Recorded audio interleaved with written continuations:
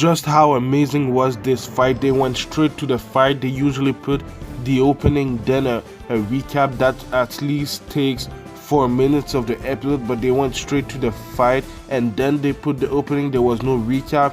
It was just amazing. Luffy, the animation, the fight was just great.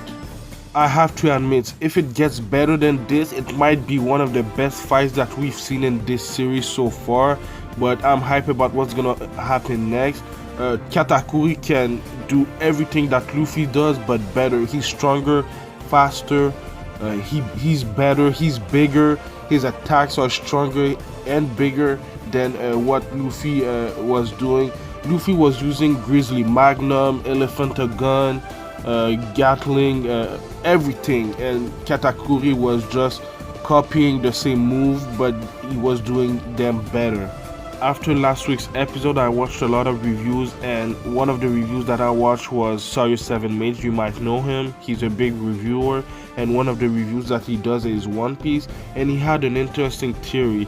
If you remember in the Dressrosa arc, Doflamingo said that it's really rare to awaken a Devil Fruit power, but he had awakened his, and every time he touched something it became strings like his Devil Fruit power.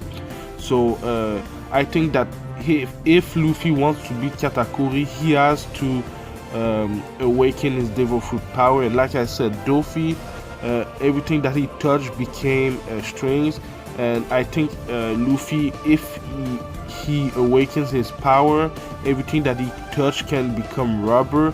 And the reason why these two abilities are similar is because both of them are Paramecia Devil Fruit users, so everything that they touch, if their Devil Fruit power is awakened, would transform into their properties.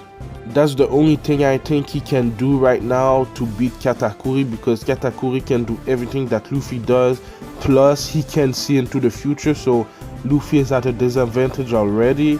Let me know what you think about that, and let me know what you think beside awakening his Devil Fruit power. How can Luffy beat Katakuri? But like I said, this fight was amazing. The animation was spectacular. I think if it gets even better than that, like I said, I think it can be one of the best fights in the series. There's one thing that Luffy didn't use yet, and it's Gear Fort. And the reason I think he isn't using it is because when he uses it and when the time is up, he can't use Aki for at least 10 minutes. So that's the reason I think he's not using Gear Fort right now. And even if he uses Gear Fort, does it mean that Katakuri can transform into Gear Fort also? So that would be epic. See two characters that can use Gear Fort fighting each other. That would be so good. But I don't know if Katakuri can do this, but we'll see. At the end of the episode, we saw two Big Mom pirates found another mirror that lead to the Sunny Go, and they were going to shoot two arrows on fire in it. So I'm wondering how Luffy will save them, because right now he's getting beat by Katakuri, and he couldn't move because of Katakuri. So we'll see in the next episodes. But man, these last few episodes, I think since episode 849, has been beastly. The animation are great, and the pace of the episode of the arc is way better than it was at the beginning. So that's one of the reasons why I think these episodes are so good. As we know, Sanji, Chiffon, and Pudding are going to prepare the cake to give it to Big Mom for her to stop her rampage over Whole Cake Island. And I just find the relationship that Pudding and Sanji has so funny, because Pudding doesn't know what she wants. She loves Sanji, but she hates Sanji, so I think that's kind of funny to me. In this episode, we saw more of the good side of Pudding than the bad side. I think we saw the bad side at least 2 times, but the rest of the episode we only saw the good side of Pudding. We know that she's in love with Sanji right now, so that's kind of cool. And we see the character development of Pudding.